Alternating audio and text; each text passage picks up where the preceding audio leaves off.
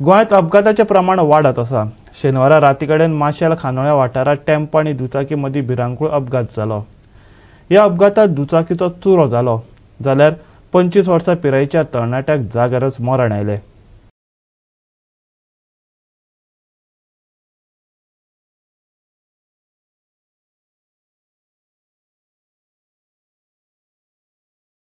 गोंयांत अपघाताचे प्रमाण वाडत आसा। शेनवारा रातीकडेन खांडोळा हांगा टेम्पो आनी दुचाकी मदीं भिरांकूळ अपघात जालो।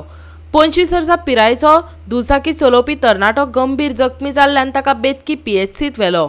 उपरांत ताका थंय मरण आयलें जाल्यार ताच्या फाटल्यान बशिल्लो गंभीर जखमी आसा। पळयात।